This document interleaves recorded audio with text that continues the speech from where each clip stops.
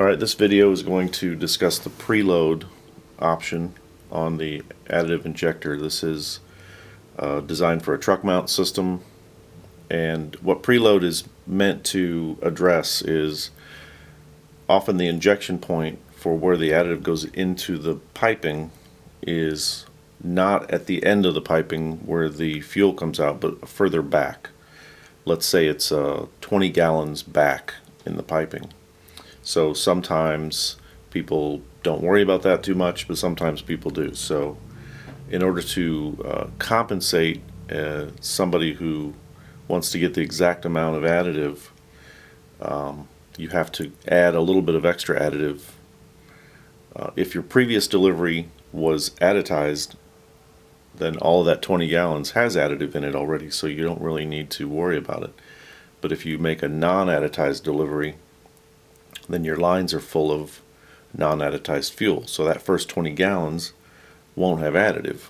So what we do is we have a preload option that will compute an extra 20 gallons worth of additive.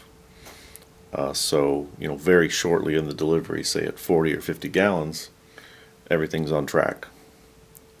So the way you define your preload amount is you go into your setup, and we're going to define it as 20 gallons. It's under injector setup, and if you scroll down you'll find preload. So I'm going to define that. Let's say it's 25 gallons of preload. So now it's set to 25 gallons. So now back at the normal run screen, if I'm not going to do additive, of course I don't turn it on. So I make a delivery. The next delivery, I want to compensate for that 25 gallons. So if I press the 1 key before I flip the switch on, you can see preload is now activated. Now I make that delivery, it immediately computed 25 gallons of additive even before I've pumped any fuel. So that's that compensation factor. So I make that delivery. At the end of that delivery I turn it off.